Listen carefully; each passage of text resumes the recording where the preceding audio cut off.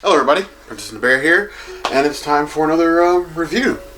This time, Jessica Jones. Jessica Jones, Season 3. Yes. It's kind of sad inside, not because of the show, mind you, because this is sort of the end of the Marvel Netflix series, as far as we know, for now, before Disney Plus starts kicking off this fall, and see what we get there.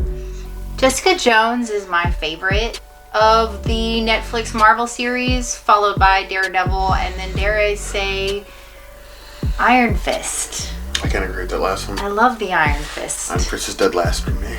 But, I liked this season of Jessica Jones. It had pros and cons to it. Like, the first season was definitely the best. Yes. And then the second season was slightly worse than the first season, though I love the second season because you get to see Jessica kind of turn a little bit and her moral compass shifts, which is cool. And then the third season, I would say, is a lesser version of the other two, which is, part of that whole, the more you sequel something, the worse it could be. I don't know, I felt like this season, third season, is like my second favorite. The first season is definitely my favorite, but the third season didn't have all of like the pacing issues. The second season felt like it went on forever, and in the middle it just bogged down to a crawl. I didn't feel that way about the second season. The whole mother thing, like when she was like getting arrested, dragged on forever. I felt like it was appropriate. It really built things up for what happened at the end of the second season, which leads into the third season really well. And I thought the most annoying part of the third season for me was Trish. I hated her character. I hated everything about her character. And she looked like she was on drugs half the time.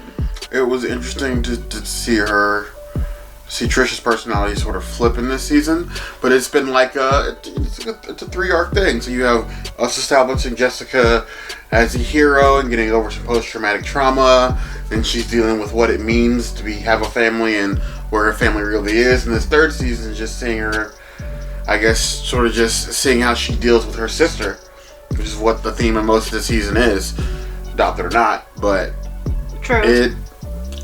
It was a nice arc all the way through. I mean, you get to see there's a lot of Trish in this season. This season is basically, even though there's a main villain throughout the season, it's basically the Trish and Jessica show for most of the season, almost alternating episodes in some parts, all the way up until the end. It's very interesting to watch. It's compelling. It had issues. It wasn't perfect by far. I mean, Trish did seem like she was sort of like on something the whole season, but I think that was kind of the point. To see her just kind of losing her shit. I don't know how I feel about that. And I know Kristen Witter got to direct, 1 episode, 2 episodes? One? Second one, I think it was. She did good. I like how she directed the episode because she showed a perspective that I feel like only she could really share as Jessica Jones. But I kind of felt like I was watching Lost. Like, you watch an episode with a story of Jessica's perspective, and then the next episode you're basically re-watching the same episode, but in Trish's perspective. And one time, okay, I'll take that. But 2 times, I was like, okay, this is too much. I don't care to see Trish's perspective at that point. Just give me the one. I can see it. It's sort of annoying. I think the biggest thing, being able to see the season as a whole, is that Jessica Jones Season 3 does exactly what Jessica Jones Season 1 and 2 did. It's people with powers dealing with very, down-to-earth, everyday, very human issues. This season dealing with grief and how you connect with an adopted family, how you create your new family, relationship issues. There's a lot of superheroing in there, but a lot of this stuff is a really human, natural thing. And Jessica Jones feels more natural to me than most of the other Marvel shows that have been on Netflix, as far as the interactions with people are very real. That's about true. People dealing with things that they either can't handle or are trying to get their heads around. So for that, I love it on its own.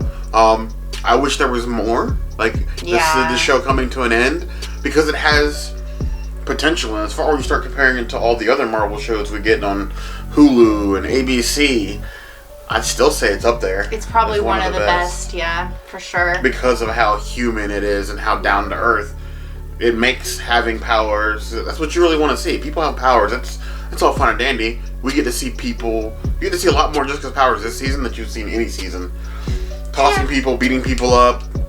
Yeah, it's sort comparable of to the first controlled season. Falling, but... It's comparable to the first season, because she does all that in the first season, too. It does leave open some room for another season if Disney decides to move it over to Disney Plus, which I really hope that they do. There's also a really fun little cameo at the end. I'm not going to ruin it for you, but do expect to see some other stuff.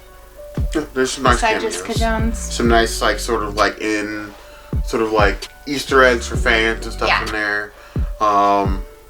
It's a really good wrap up to the Marvel series. It's definitely a lot more consistent than, say, like, Daredevil was. I really liked Daredevil. I liked its final season. Especially the last season. But I felt so like good. Jessica Jones is more consistent throughout than his last season was. Definitely more consistent than Luke Cage's last season was. I was not a fan of Luke Cage. And I love Iron Fist. I don't know why, but I really like Iron Fist. I think because a lot of people didn't like the Defenders either, and I like the Defenders because it mostly focused on Danny Rand. And I like where his story went. I just wish that they would... I really want them to pick up all of them. The Punisher, Iron Fist, Daredevil, Luke Cage, Jessica Jones. I want to see all of those on Disney Plus. That would be great. That would be ideal, but to me it's just probably going to be pretty unlikely that Disney's going to pick up all the actors, re-sign all the contracts. And Yeah. I would hope. I mean, it would be nice to see, like, these people who develop these roles and become so at home in them, like, not do them anymore, and then Disney pick this up in like another 2 or 3 years and be like, hey, the new Defenders. At the very least, I would like them to continue Jessica Jones and Daredevil. If I had to only pick two, those would be the two that I would pick. I can see that. Let us know in the comments what you thought of Jessica Jones if you watched the new season. Also tell us what your favorite Marvel show on Netflix is. Is it Daredevil? Is it Jessica Jones? The Punisher. Iron Fist? Let us know. We want to hear what you think. Yeah. Now, I definitely give this season, I give it a solid 4 claws out of 5. I'm definitely a fan. I'm probably going to rewatch it 8 or 9 more times before Disney Plus launches. I probably will Very as easily. well. Until next time. Be sure to subscribe. We'll see you soon.